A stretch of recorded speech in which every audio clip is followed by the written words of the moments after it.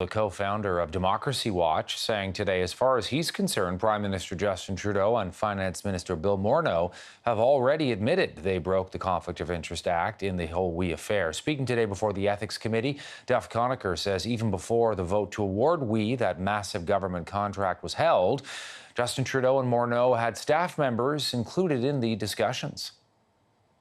Ministerial staff act on behalf of ministers. So you can't use your staff person as a front and have them do the things you're not allowed to do, right, and then claim that you didn't know. And Finance Minister Morneau has already admitted that he did direct his staff to participate. Right. And when the chief of staff of the PMO is involved, as Katie Telford testified that she was and others were, they're acting on behalf of the ministers. And so the minister is the one that's found guilty because their staff acts on their behalf. Let's bring in political commentator Lori Turnbull to the conversation with Dalhousie University. Today we find her in the Capitol. Good to see you, Lori. Thanks for this.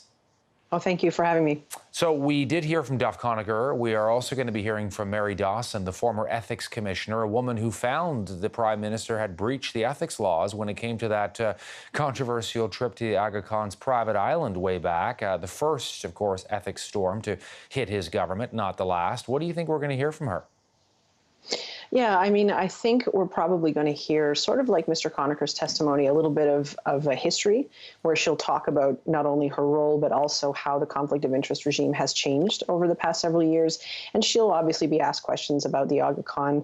She'll be asked the Aga Khan trip. She'll be asked questions about her comments about Prime Minister Trudeau and the extent to which he has an ethical blind spot.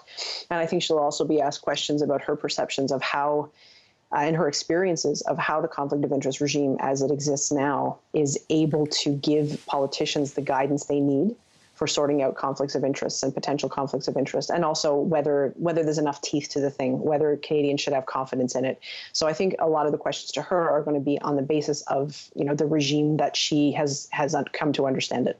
Yeah, we're just showing some footage of Mary Dawson, and she did talk about the idea of a blind spot when it came to ethics. And we do know that the current ethics commissioner, Mario Dion, is looking into Justin Trudeau now for the third time. This time it's over WE.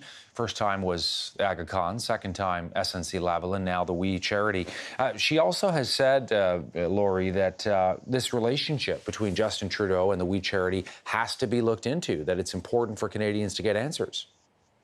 Yeah, and when she did the Aga Khan report, she spent a lot of her time, as we know, kind of working through this idea of whether or not the Aga Khan and the Prime Minister are friends.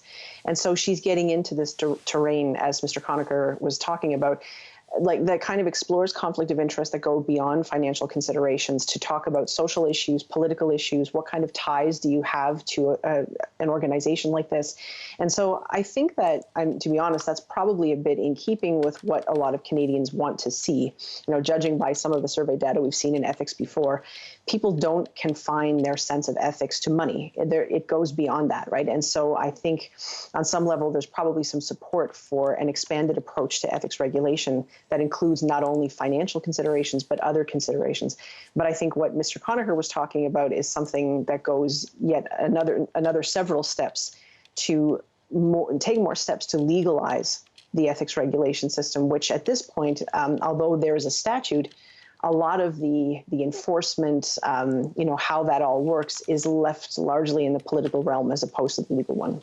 Right. And so just this idea, I guess, that, the Trudeau government, the Prime Minister and the Finance Minister may have been too buddy-buddy, Lori, too cozy. You scratch my back, I'll scratch yours with the folks at WE. Yeah. And so if that's the case, then, promises that the Prime Minister did not profit or, his family has only been paid back expenses, like those types of things. If there's a sense of too much closeness, then those kinds of reassurances don't really help, because I think it gets into more of a sense of there, as you say, there's too much coziness. Maybe there's a possible, as has been alleged here under the Conflict of Interest Act, perhaps a sense of preferential treatment. And so then, those things are not going to be, like those allegations are not going to go away. That sense of something's going on here is not going to be totally resolved by everybody putting their receipts on the table, nor is it going to be resolved by a payment. In the event that there was a payment outstanding. It's more of a sense of what does it mean to be ethical, and our politicians upholding that higher ethical standard and not just complying with a kind of lowest common denominator standard. And it has been a long time, a concern for people who study ethics, that sometimes conflict of interest codes are put out there because you're trying to do the right thing, you're trying to make people ethical, or you're trying to get them to understand what it means to be ethical. But sometimes there's a concern that it actually has the opposite effect, where people will look at the code and say, what is the least I can do here to make sure, and as long as my behavior kind of pass that code and what it's putting out in black and white, then I'm ethical. And that's rarely how the public sees it. Thanks for this, Lori. Good to have you with us. Thank you, too.